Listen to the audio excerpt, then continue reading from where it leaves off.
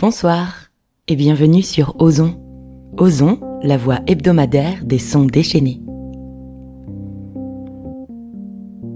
Je suis Karima Safri et je suis accompagnée comme chaque semaine par Pierre Huard à la musique.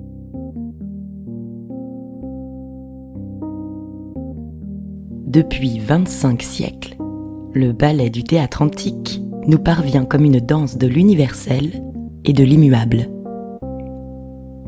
Ces mythes, héros et héroïnes nous accompagnent dans notre quotidien comme s'ils étaient nos pères. Des Grecs aux Romains, il aura tout de même fallu du temps pour retrouver la grandeur de ces poèmes d'explorateurs. Échille, Euripide, Sophocle, Sénèque, 4 auteurs que nous avons choisis pour une traversée en mer gréco-romaine.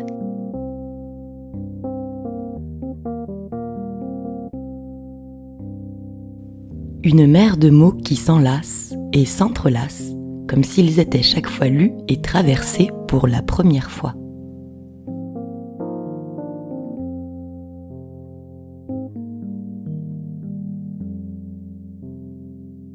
Sur ce bateau-livre aujourd'hui, la comédienne Florine Mullard, invitée surprise de la semaine, prête sa voix à ces personnages sans peau.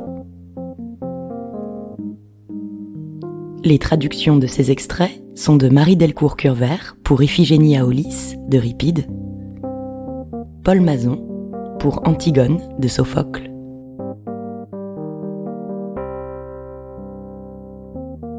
Florence Dupont pour Médée, Thyeste de Sénèque et Agamemnon, tiré de l'Orestie d'Échille.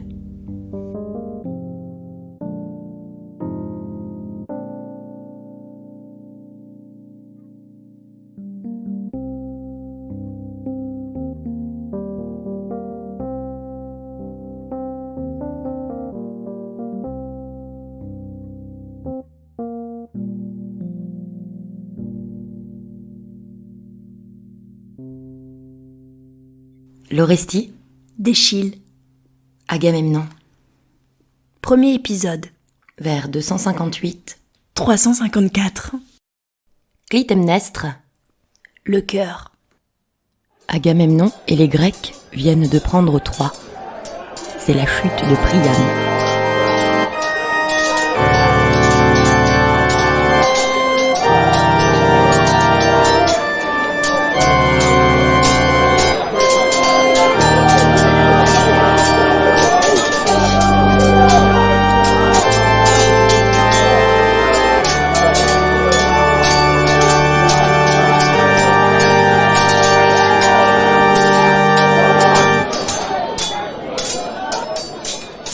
Je suis venu saluer ton pouvoir, Clytemnestre. Il est juste de rendre hommage à la femme du monarque, quand son époux est absent et que le trône est vide. Toi, de ton côté, as-tu reçu de bonnes nouvelles? Ou est-ce seulement l'espoir qui te fait ordonner ces libations? J'aimerais savoir, mais que tu choisisses de te taire, je ne t'en voudrais pas. Telle mère, telle fille, comme on dit. Si l'aurore messagère de sa mère bienfaisante, la nuit t'apportait la bonne nouvelle. Écoute, ta joie va dépasser tes espérances. Priam, oui, la ville de Priam, c'est fait. Les Grecs ont pris Troie. Quoi? Que dis-tu? J'ai bien entendu? Je n'y crois pas. Troie est aux mains des Grecs. Il faut que je te le crie dans les oreilles. Le bonheur me submerge, la joie m'arrache des larmes.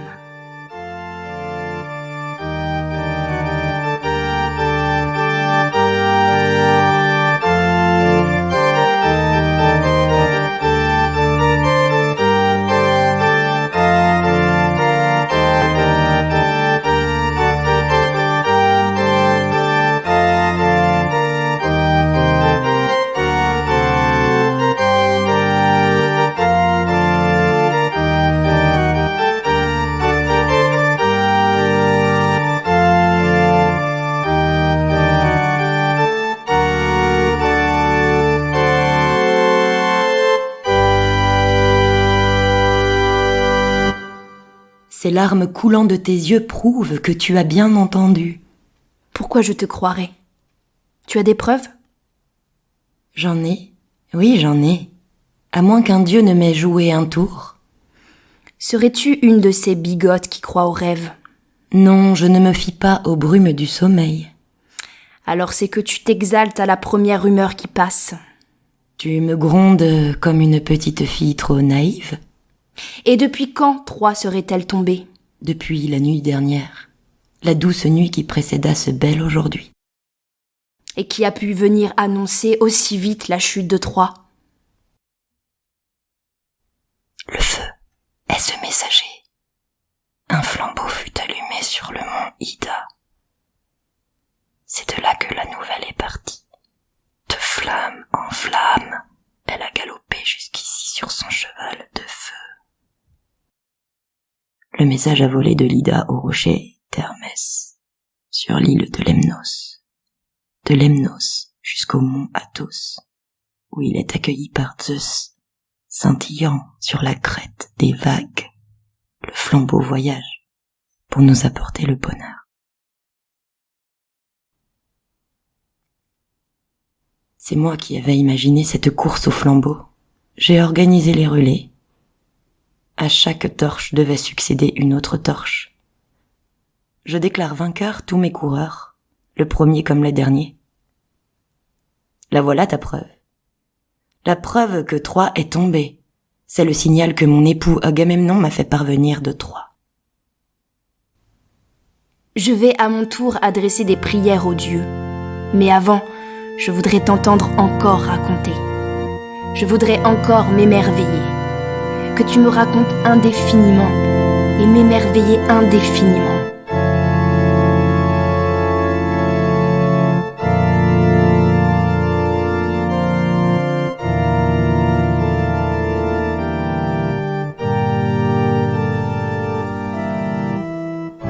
Aujourd'hui, les Grecs sont maîtres de Troie.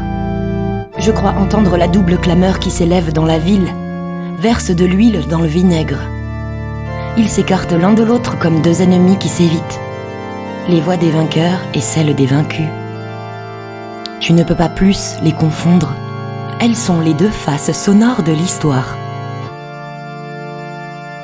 Les uns gémissent en se jetant sur les corps de leurs maris et de leurs frères. Sur les corps de leurs vieux parents, leurs gorges d'esclaves sanglotent bruyamment.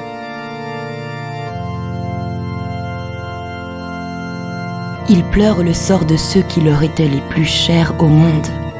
Les autres, errant dans la nuit, épuisés par le combat affamé.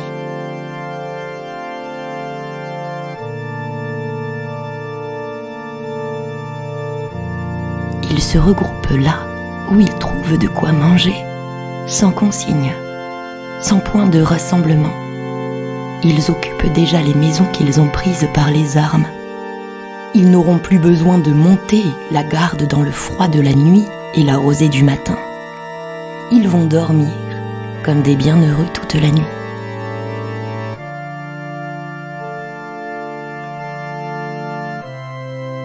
Et s'ils respectent les dieux tutélaires de la ville, s'ils respectent les temples consacrés aux dieux de la terre qu'ils ont conquise, les vainqueurs ne seront pas vaincus à leur tour. Que l'ivresse du pillage ne s'empare pas des soldats que pris par la fièvre de l'or. Ils n'aillent pas toucher aux trésors interdits. Il leur faut encore revenir sains et saufs. Ils ont à faire en sens inverse un aussi long voyage, et même, si l'armée repart sans avoir attenté à la sainteté des dieux, un mal ancien, une morte, pourrait bien se réveiller s'il n'a pas déjà frappé. Voilà ce que je voulais te dire, moi, une femme. Allons que la bonne cause l'emporte sans ambiguïté, car la jouissance de ses succès sera pour moi.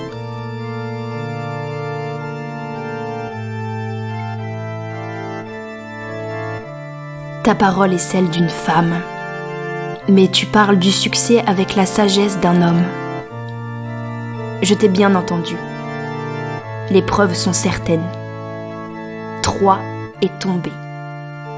Je vais préparer une belle fête pour les dieux.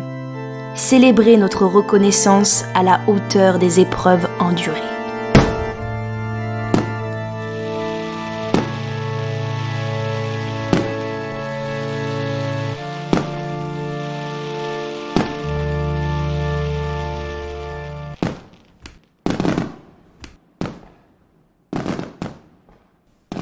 Thieste, De Sénèque, scène 9, vers 970. 1112.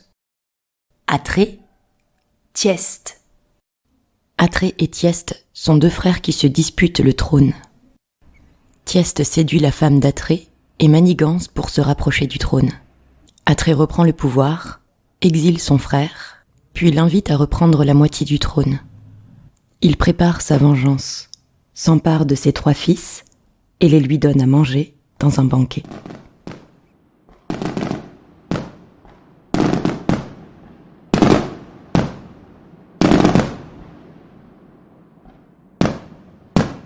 C'est un jour de fête, mon frère.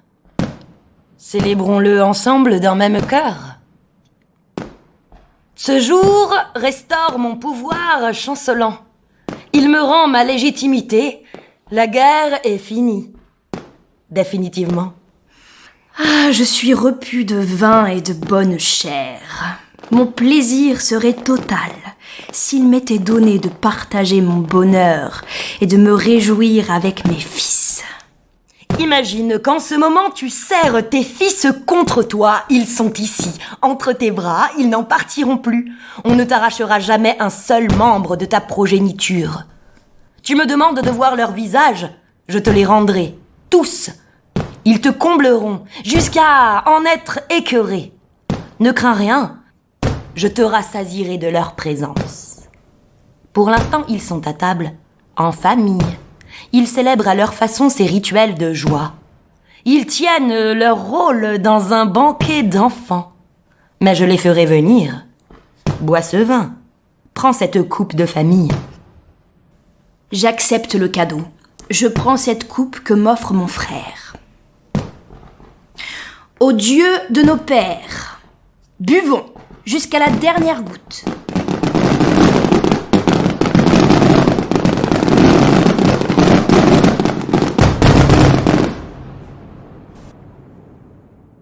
Mais que se passe-t-il ? Mes bras refusent de m'obéir.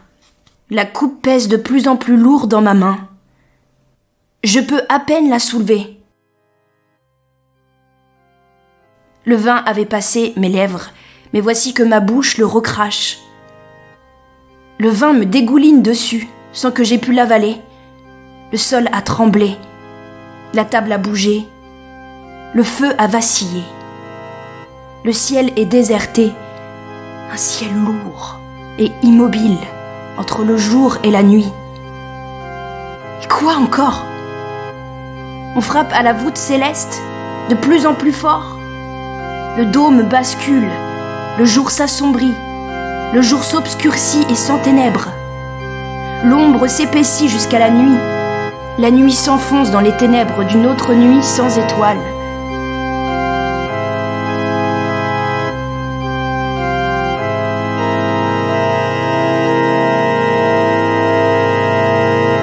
Je vous en prie, quoi qu'il se passe, épargnez mon frère. Épargnez mes enfants. Ma vie ne vaut rien, que l'ouragan s'abatte sur moi. Maintenant, rends-moi mes fils. Je te les rendrai, et rien ni personne ne pourra jamais te les reprendre. Qu'est-ce qui secoue mon ventre et se révolte ? Quelque chose est en moi. Une chose frémissante. Je me sens gros d'un fardeau qui s'impatiente. De ma poitrine sortent des soupirs. Mais ces soupirs ne sont pas les miens, pas les miens, pas les miens, pas les miens, pas les miens.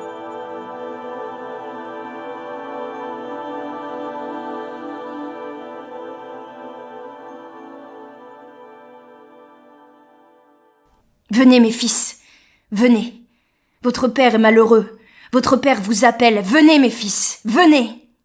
Quand votre père vous verra, sa douleur s'enfuira. Je les entends me parler. Où sont-ils? Ne te retiens plus? Embrasse-les. Puisque tu es leur père, les voici.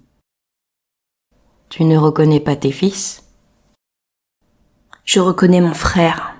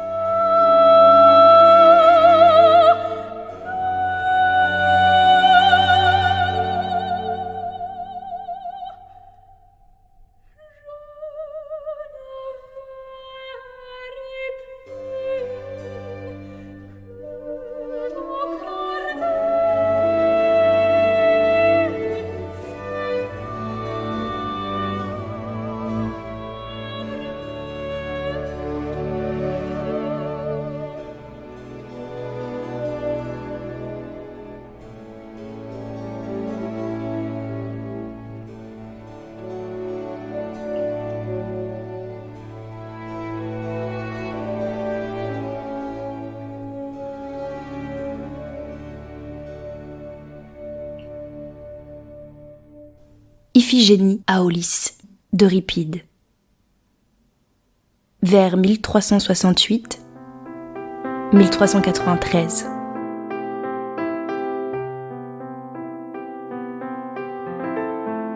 Iphigénie, fille d'Agamemnon, est demandée en sacrifice pour que les Grecs puissent aller conquérir Troie.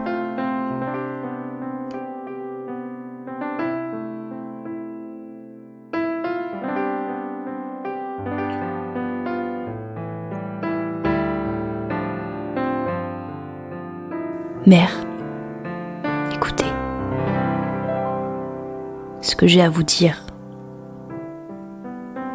Je te vois résister en vain à ton époux. Contre l'inéluctable, à quoi bon s'obstiner? Certes, tu as grâce à rendre à l'étranger qui nous défend de si grand cœur.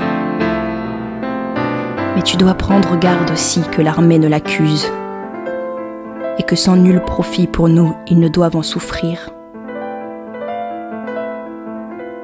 J'ai réfléchi, ma mère. J'ai compris que je dois accepter de mourir. Mais j'entends me donner une mort glorieuse, en rejetant toute faiblesse.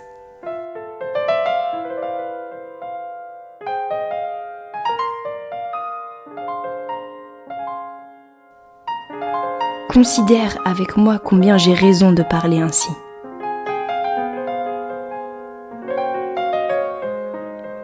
Vers moi, en ce moment, la Grèce tout entière, la puissante Grèce, regarde. De moi dépend le départ des navires et la ruine de Troie. De moi dépend qu'à l'avenir, les épouses soient protégées. Les entreprises des barbares ne les raviront plus à notre heureux pays, quand ils auront payé le malheur d'Hélène enlevée. C'est tout cela que ma mort sauvera, me donnant une gloire, pour avoir libéré la Grèce, qui fera mon nom bienheureux. Dois-je après tout tant tenir à la vie? C'est pour le bien commun des Grecs, non pour toi seul, que tu m'as mise au monde. 1000 soldats couverts du bouclier, 1000 rumeurs pour venger la patrie outragée, sont pleins d'audace à l'idée de frapper et de mourir pour elle. Et moi seul, pour rester en vie, les en empêcherais? Le trouverait-on juste? Et qu'aurais-je à répondre? Et voici encore autre chose. Faut-il pour une femme qu'Achille entre en conflit avec tous les Grecs rassemblés? Faut-il qu'il meure? Plus que 10 000 femmes, un homme a des raisons de vivre. Puisque Artémis veut ma personne, vais-je, mortel, m'opposer à la déesse? Je ne le puis. Je donne mon corps à la Grèce. Immolez-le et prenez Troie. Ainsi de moi l'on gardera mémoire, longtemps. Cela me tiendra lieu d'enfant, d'époux et de renom. C'est aux barbares à obéir aux Grecs, ma mère, et non l'inverse. Car eux sont des esclaves et nous sommes des hommes libres.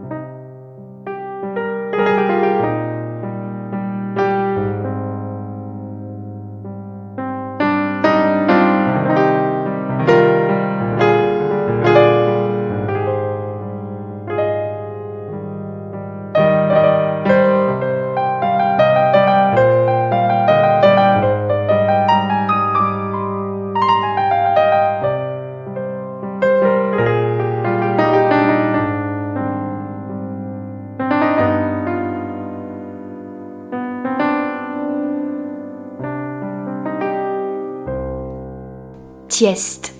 De Sénèque, vers 882-884. Le cœur.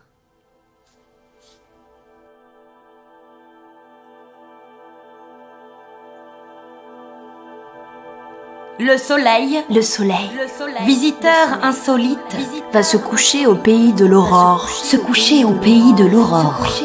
Il fait descendre les ténèbres quand la nuit n'est pas encore prête, avant que montent les étoiles. rien ne brille encore à la voûte céleste. La lune n'est pas là. La lune n'est pas là.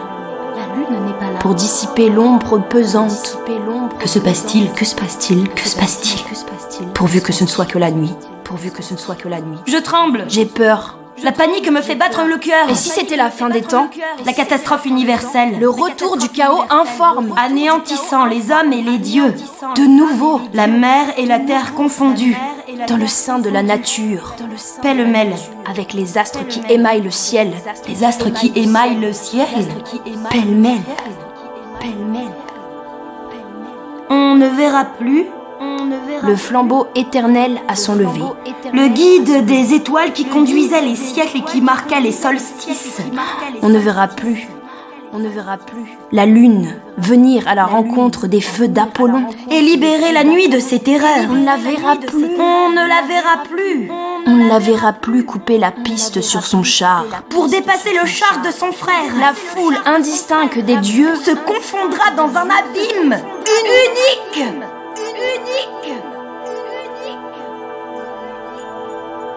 Le soleil qui dans sa course traverse la carrière des constellations divines, Sépare les zones du ciel.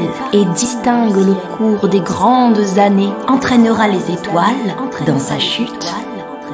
Le bélier Avant la douceur du printemps, lance les bateaux sur la mer. poussé par le zéphyr qui les réchauffe, Le bélier va se jeter dans les eaux de l'Hellespont, l'Hellespont, où jadis il transporta Hélé, terrorisé. Le taureau aux cornes brillantes. pousse devant lui les Iliades, Il entraînera aussi dans sa chute les Gémeaux, et le cancer aux pinces recourbées. le lion Brûlant, dans l'été fauve, le lion jadis victime d'Hercule, tombera du ciel. La Vierge tombera sur la terre qu'autrefois elle avait abandonnée. les plateaux de la juste balance Tomberont, entraînant dans leur chute le scorpion et son dard.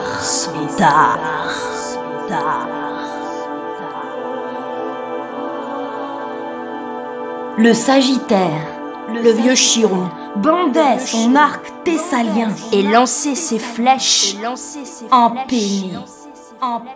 La corde se brisera, les flèches se perdront. Le Capricorne gelé Qui revient avec l'hiver engourdi tombera et brisera ton urne. Toi, qu'on appelle le Verseau, ou quel que soit ton nom, avec toi descendront les poissons, la dernière constellation céleste, les chariots que que jamais la mer n'avait éclaboussés, s'engloutiront dans un gouffre liquide, et le serpent qui sépare les deux ours comme un fleuve, et la petite ours gelée, marié à l'énorme dragon, et l'indolent maître du chariot, le bouvier, le bouvier, le gardien du pôle, le gardien du pôle, chancellera et puis s'effondrera. C'est donc nous Qui fûmes choisis parmi tant d'hommes pour succomber sous l'effondrement de l'univers. La fin des temps est survenue avec nous. Nés sous une mauvaise étoile. Nés sous une mauvaise étoile. Mais avons-nous perdu le soleil? Où l'avons-nous chassé? Où l'avons-nous chassé? Allez, assez de plaintes. Allez, assez de plaintes. Assez de plaintes. Assez de crainte. Assez de crainte. Il est trop avare de sa vie. Celui qui prétend. Celui qui prétend. Celui qui prétend. Survivre. À la mort. Du monde. À la mort du monde. À la mort du monde. À la mort du monde. À la mort du monde. À la mort du monde.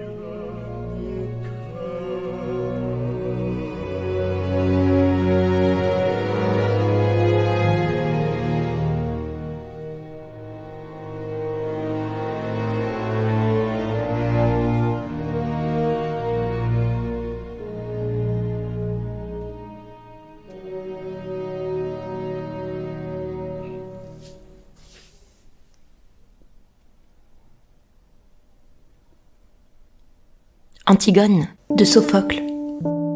Prologue. Antigone. Ismène. Antigone et Ismène, les deux sœurs, se retrouvent autour de la question de la sépulture de leur frère Polynice. Tu es mon sang, ma sœur, Ismène, ma chérie. Tu sais tous les malheurs qu'Édipe a légués aux siens. Mais en sais-tu un seul que Zeus ne tienne pas à consommer ici de notre vivant même? Il n'est pas de chagrin, voire de désastre. Il n'est pas de honte. Il n'est pas d'affront que je ne vois ainsi porté à notre compte, à nous deux, toi et moi. Aujourd'hui même, qu'est-ce encore que cette défense que le chef a tout à l'heure proclamée au pays en armes? En sais-tu quelque chose? En as-tu perçu un écho? Ou vraiment ignores-tu que le malheur est en marche et que ceux qui nous haïssent visent ceux que nous aimons? Mais non, de ce que nous aimons, je n'ai moi rien entendu dire, Antigone. Rien qui apaise ni avive ma peine. Depuis l'heure où toutes les deux, nous avons perdu nos deux frères, morts en un seul jour sous un double coup. L'armée d'Argos est partie cette nuit, je ne sais rien de plus. Et rien n'est venu ajouter pour moi ni à ce succès ni à ce désastre. J'en étais sûre, et c'est bien pourquoi je t'ai emmené au-delà des portes de cette maison. Tu dois être seule à m'entendre. De quoi s'agit-il donc? Quelque chose te tourmente, c'est clair. Certes. Juge-en. Créon pour leurs funérailles distingue entre nos deux frères. À l'un, il accorde l'honneur d'une tombe. À l'autre, il inflige l'affront d'un refus. Pour Éthéocle, me dit-on, il juge bon de le traiter suivant l'équité et le rite, et il l'a fait ensevelir d'une manière qui lui vaille le respect des ombres sous terre.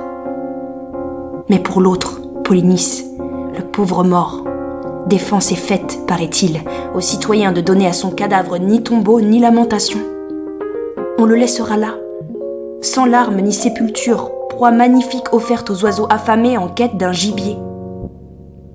Et voilà, m'assure-t-on, ce que le noble Créon nous aurait ainsi défendu à toi comme à moi.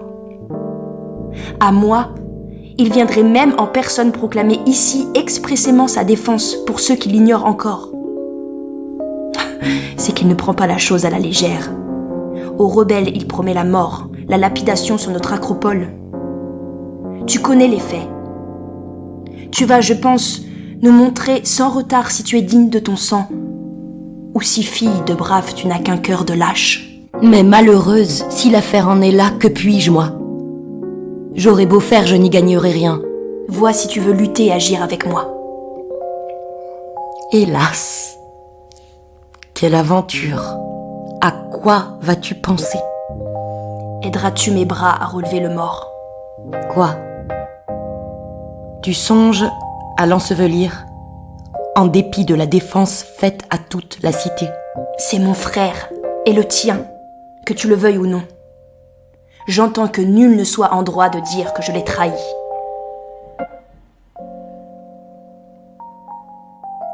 Mais malheureuse, si Créon s'y oppose.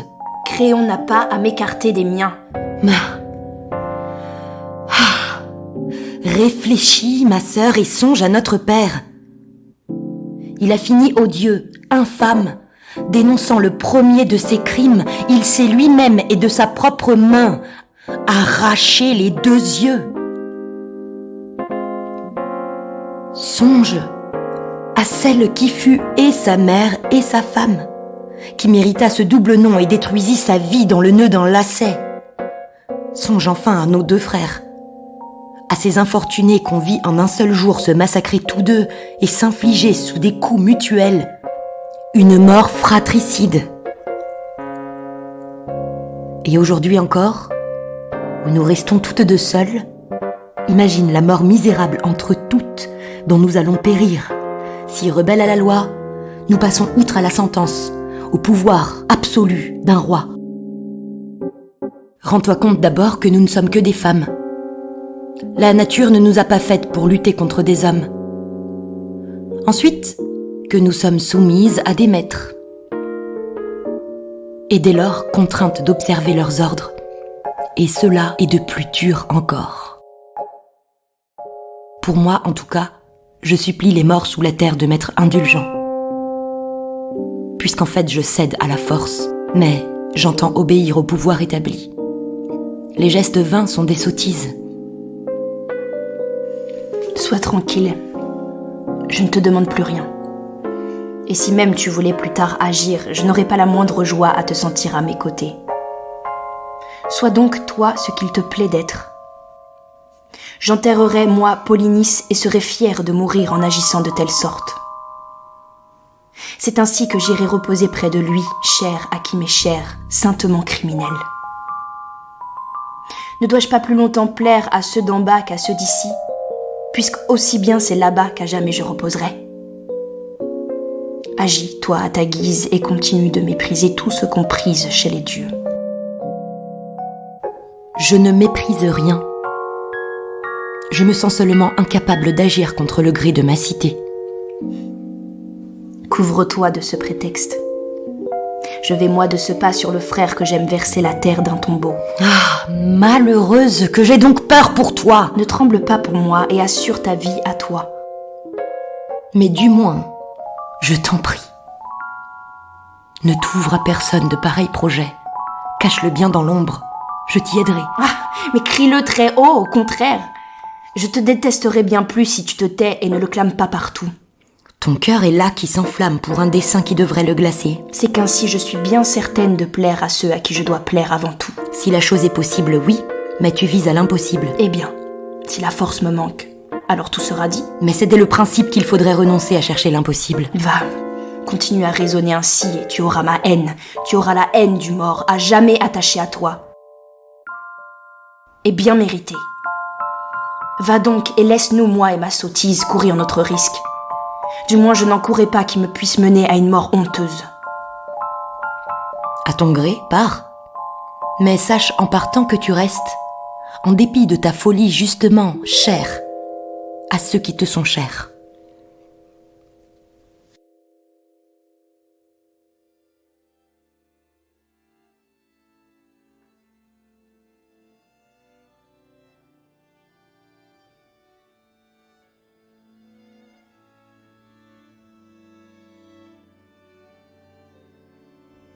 Nous sommes perdus. Un chant nuptial a frappé mes oreilles. Moi, un malheur pareil. Non, je ne peux pas y croire. Jason aurait pu faire cela. Après m'avoir volé un père, une patrie, un royaume, m'abandonner seul chez des étrangers, m'abandonner sans un geste, sans égard pour sa dette. sans égard pour mes crimes. Il m'a vu vaincre les flammes et les flots. Croit-il donc éteint le feu des sortilèges ? Mon esprit s'égare et m'emporte sans but et sans raison. D'où me viendra la vengeance ? Si seulement il avait un frère, il a une femme, c'est à elle qu'il faut m'en prendre.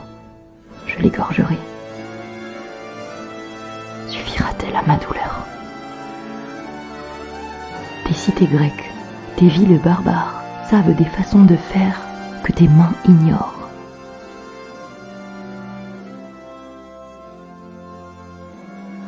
C'est le moment de t'y mettre et que tes crimes te servent de guide, qu'ils reviennent te conseiller, tous l'illustre emblème du royaume que tu as volé à un enfant, ce frère, ce compagnon de ta jeunesse criminelle, poignardé sous les yeux de son père. Son corps mis en pièces et jeté à la mer. Le vieux Pélias, coupé en morceaux et précipité dans une chaudière bouillante. Deuil et sacrilège. Le sang coulait. Mais j'agissais sans haine. J'aimais d'un amour malheureux et sauvage.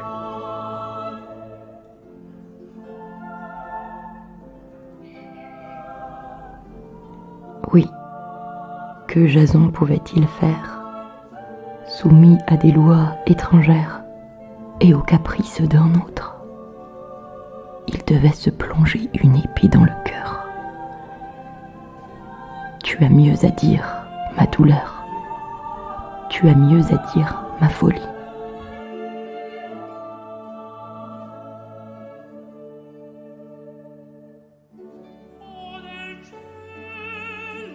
Que Jason vive, si c'est encore possible. Qu'il vive, le Jason d'autrefois, le mien, et même s'il a changé. Qu'il vive en mémoire de nous et m'épargne en retour.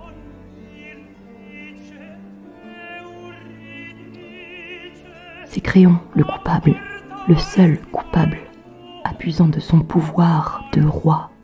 Il a défait un mariage, enlevé des enfants à leur mère, détruit ce lien que légitimait leur naissance. C'est lui seul qu'il faut atteindre, lui qui doit payer.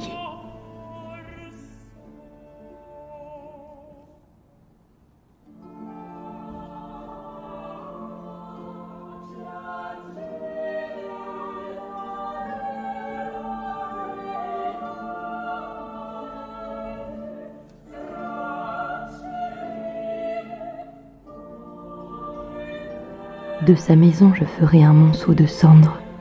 De l'incendie montera une fumée sombre que verront encore les marins doublant le cap Malais. Tais-toi, je t'en prie. Pleure mais en secret. Cache ta douleur. Il faut savoir encaisser les coups les plus rudes. Sans un mot. Rester impassible. Afin de pouvoir ensuite riposter. Seule la colère qui se cache est efficace. Avouer sa haine, c'est perdre sa vengeance. Il faut bien peu souffrir pour pouvoir encore ruser et calculer. Il n'est de grande douleur qu'exhiber. Je passe à l'attaque. Arrête, c'est une folie. Arrête mon enfant. Même muette, même sans bouger, tu es déjà menacé.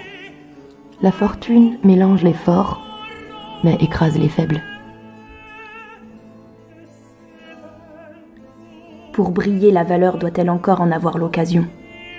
La valeur trouve toujours l'occasion de briller. Il n'y a plus d'espoir, plus d'issue. Il n'y a plus que le malheur. Perdre l'espoir, c'est perdre aussi le désespoir. Loin de Colchos, trahi par ton époux, ta puissance n'est plus, il ne te reste rien. Il me reste Médée. Regarde-moi. Je suis la mer et la terre, le feu et le fer, les dieux et la foudre. Le roi est redoutable. Mon père aussi avait été roi. Tu ne crains pas les soldats? Non, pas même ceux qui jaillissent du sol.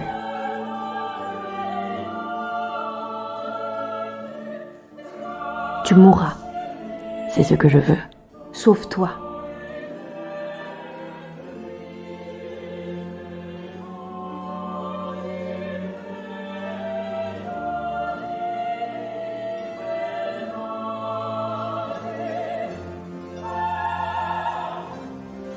J'ai regretté jadis de m'être sauvée. Médée, Je serai Médée. tu es mère. Tu vois pour quel époux? Tu hésites à partir. Je partirai, mais avant je me serai vengée. Un autre vengeur se lancera à ta poursuite. Je saurai peut-être le retarder. Assez de paroles. Tu es folle. Maintenant arrête tes menaces. Rabats ton orgueil. Il faut te soumettre aux circonstances. La fortune peut tout me prendre, sauf mon orgueil. Mais j'entends grincer une porte. Quelqu'un sort du palais royal. Qui est-ce? C'est Créon, le maître des Grecs, tout bouffi d'importance.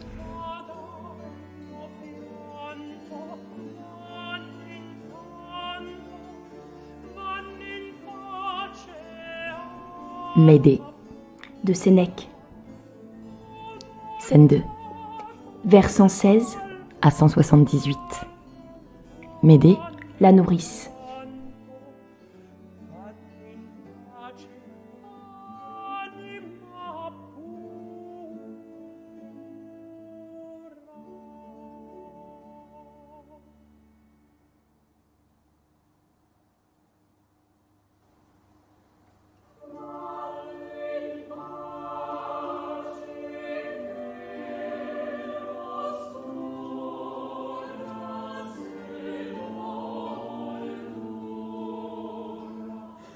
Mère antique, merci de nous avoir offert ton voile d'eau sauvage et mélodieux.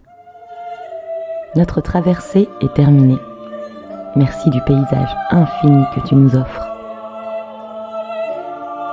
Marie Delcourt-Curvert, Paul Mazon et Florence Dupont pour les traductions de ces extraits. Merci à vous d'avoir prêté vos oreilles.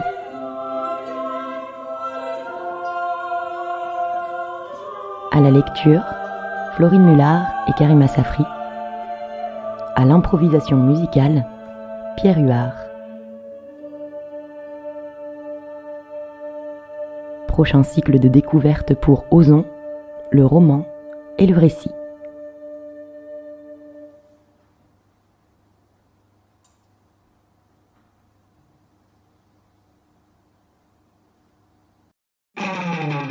Jeune, belle, culturelle.